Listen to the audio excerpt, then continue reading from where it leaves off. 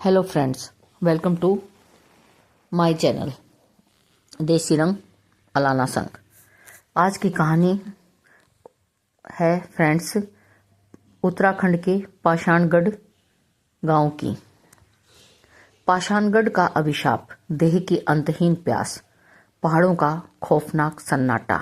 उत्तराखंड की ऊंची वादियों में बसा पाषाणगढ़ कहने को तो एक गांव था, लेकिन वहां की हवाओं में मौत की गूंज थी।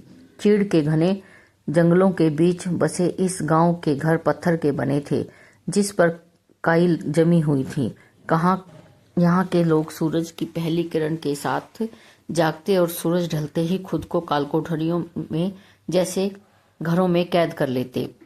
विक्रम, जो भारतीय सेना में हवलदार था, 5 साल बाद अपने गांव लौटा था। वह लंबा चौड़ा और मजबूत हौसले वाला इंसान था। उसे इन भूतिया कहानियों पर रत्ती भर भी भरोसा नहीं था, पर उसके ताऊ जी ने उसे रात को बाहर ना निकलने की चेतावनी दी थी तो वह हंस पड़ा। ताऊ जी, सरहद पर दुश्मनों की गोलियों का डर नहीं लगा तो इन पुरानी कहानियों में क्या डरूं? विक्रम ने मजाक में कहा, पर उसने गौर नहीं किया कि ताऊ जी की आंखों में डर नहीं बल्कि एक गहरी संवेदना थी, जैसे वे किसी मरते हुए इंसान को देख रहे हों। आधी रात का डरावना खेल। रात के करीब 2 बज रहे थे। पूरा पहाड़ बर्फ जैसी ठंडी खामोशी में डूबा था। विक्रम अपने कमरे में सो रहा था, तभी उसे एक अजीब सी आवाज सुनाई दी।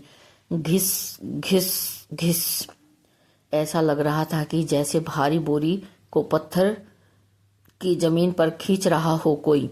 विक्रम की नींद खुली। उसने अपनी टॉर्च उठाई और खिड़की के पास गया। बाहर घना कोहरा था, लेकिन उस कोहरे के बीच एक आकृति खड़ी थी।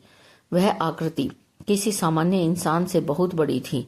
विक्रम ने टॉर्च जलाई। रोशनी जब उस साए पर पड़ी तो उसकी चीख गले में ही घुट गई। वह एक आदमी था, बिना सिर का। उसकी गर्दन की जगह से मांस के लोथड़े लटके हुए थे और खून का धब्बा उसकी कमीज पर ताजा लग रहा था। सबसे भयानक दृश्य यह था कि उस साए ने अपना खुद का कटा हुआ सिर अपने हाथ की उंगलियों से बालों से पकड़ रखा था। मौत का संवाद। वह कटा हुआ सिर अचानक हिलने लगा। उसकी बंद आंखें खुली और पुतलियां धीरे धीरे विक्रम की ओर मुड़ी। हाथ में लटके हुए इस सिर के होठ फड़फड़ाए और एक ऐसी आवाज निकली जैसी सूखी पत्तियों पर कोई चल रहा हो। 5 साल बाद एक ताजा जिस्म मिला है, उस सिर ने कहा। विक्रम ने अपनी पिस्तौल निकाली और खिड़की से ही गोली चला दी। धाएं।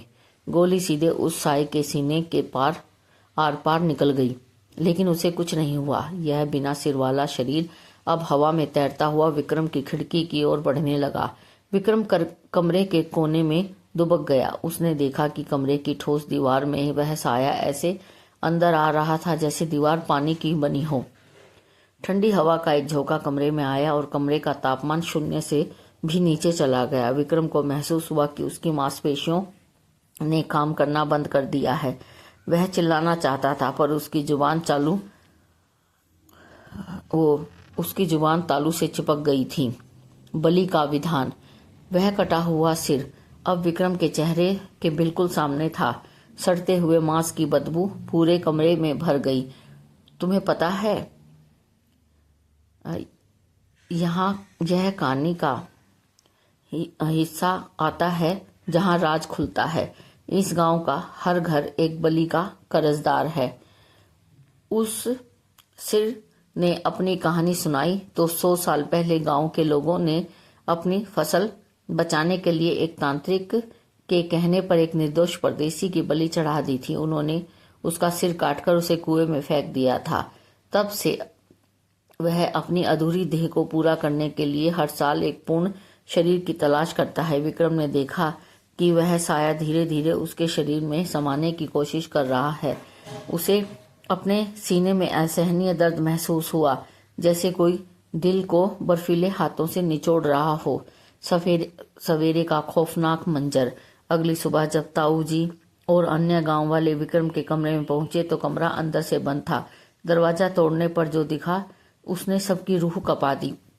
विक्रम बिस्तर पर लेटा हुआ था, पर वह जीवित था। उसकी आंखें खुली थी, लेकिन वे आंखें अब विक्रम की नहीं थी। उसकी आंखों की पुतलियां बिल्कुल काली पड़ चुकी थी।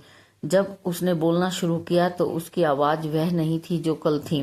उसने ताऊ जी की तरफ देखा और एक ठंडी मुस्कान के साथ कहा, अब यह जिस्म मेरा है और इस बार मैं सिर्फ एक नहीं पूरे गांव को अपनी देह बनाऊंगा।